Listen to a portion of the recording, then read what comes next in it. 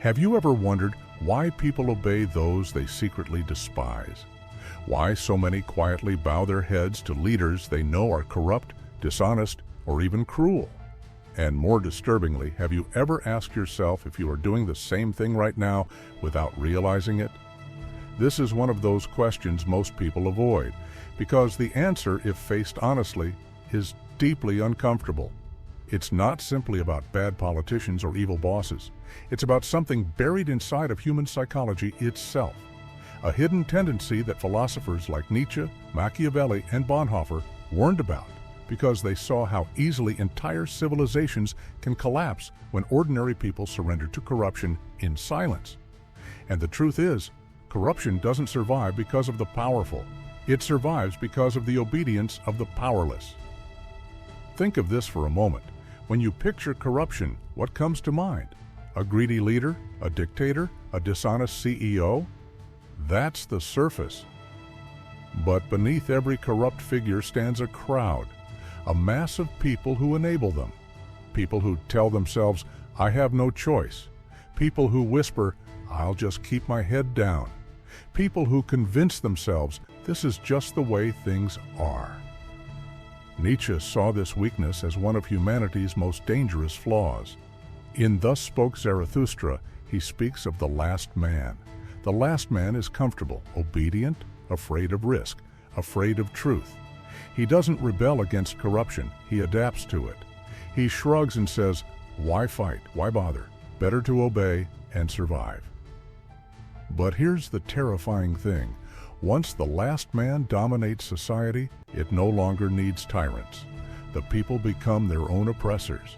They accept mediocrity, corruption, and lies as normal. History is full of such moments. Dietrich Bonhoeffer, the German theologian executed by the Nazis, spoke of what he called the theory of stupidity. He believed that stupidity, not malice, was the true engine of evil. Because stupid people don't question, they don't think. They surrender their conscience to whoever is louder, stronger, or more confident. And perhaps the most frightening truth Bonhoeffer exposed is this: the stupid person often feels free while being enslaved. They think they are making their own choices. In reality, they are parroting the words of others. Their obedience gives tyranny its teeth. Ask yourself, how many times in your life have you stayed silent even when you knew something was wrong? Maybe at work when your boss manipulated or mistreated someone. Maybe in your family when someone lied but no one dared to confront it. Maybe in society when rules felt unjust but you told yourself, "Well, it's not my problem." Each time we do this, we hand power to the corrupt. We make them stronger, not because we admire them, not because we trust them, but because deep down, many of us fear confrontation more than we fear corruption. And that's where Machiavelli comes in. In The Prince, he observed that people are willing to tolerate corruption if it keeps order. They would rather live under an unjust ruler than live in chaos. Corruption thrives not because people love it, but because people fear the alternative. Here's the paradox. Obedience feels safe in the short term, but in the long term, it destroys us. Think of ancient Rome.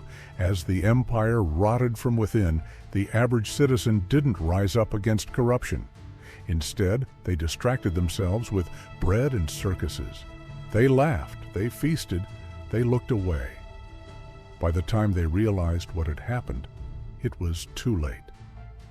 The empire had collapsed, not from outside invasion, but from internal rot. And what about today? Do you really think we are so different? Look around. Politicians caught in lies, corporations exploiting workers, influencers selling false images of happiness, leaders who promise salvation while secretly enriching themselves. And yet, millions obey. Millions remain silent. Millions adapt to corruption as if it were normal weather. The truth is, every civilization thinks it is immune, and every civilization falls the same way. But let's bring this closer. Forget civilizations for a moment. What about you?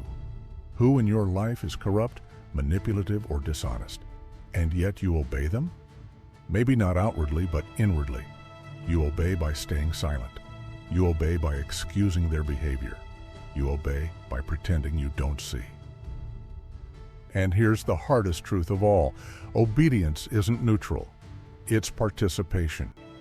By obeying the corrupt, you are not simply avoiding conflict. You are fueling their power. You are giving them the quiet consent they need to continue.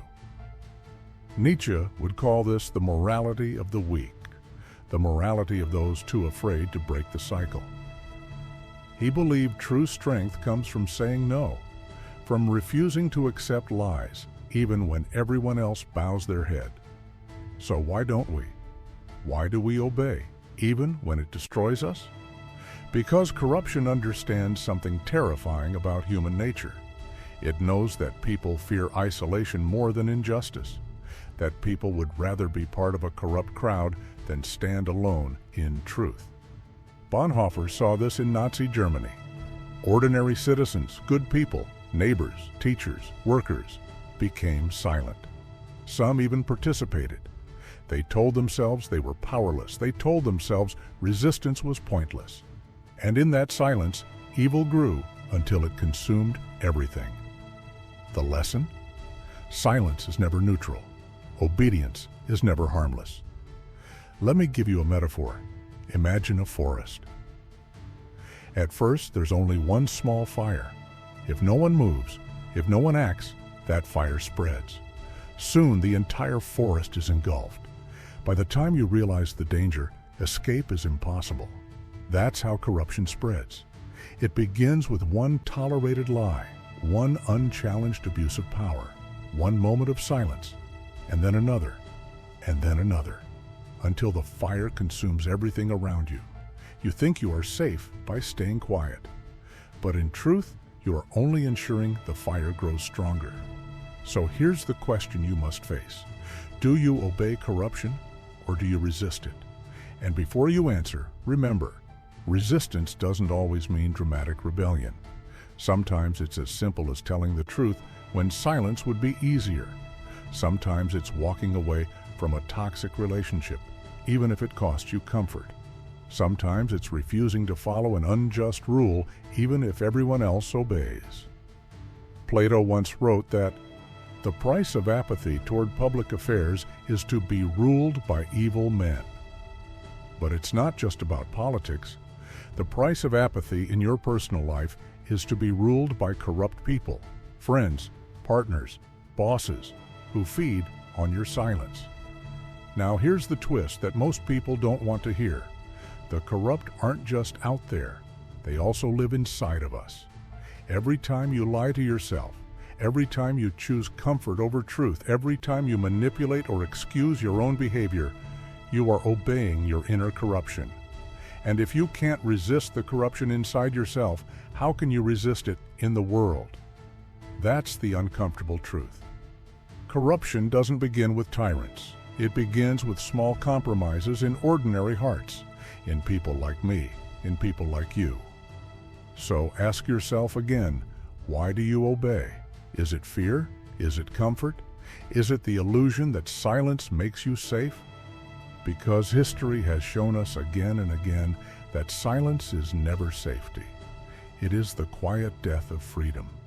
It is the slow surrender of dignity. It is the invisible chain that binds us not to tyrants, but to our own cowardice. And yet, there is hope. Because disobedience, once chosen, spreads just as quickly as obedience. Courage is contagious. One person's refusal to obey can awaken thousands. Think of Socrates, who chose death over betraying his conscience. Think of Bonhoeffer, who spoke truth to evil even when it cost him his life. Think of every unknown man or woman who, in small ways, refused to bow their head when corruption demanded it. That is the legacy of resistance. That is the power hidden in you. So the final question is this. When corruption demands your obedience, will you stay silent or will you speak? Because history is watching. The future is listening. And your choice today determines whether corruption grows stronger or whether it finally begins to break. The truth is, the weak obey the corrupt, but you don't have to.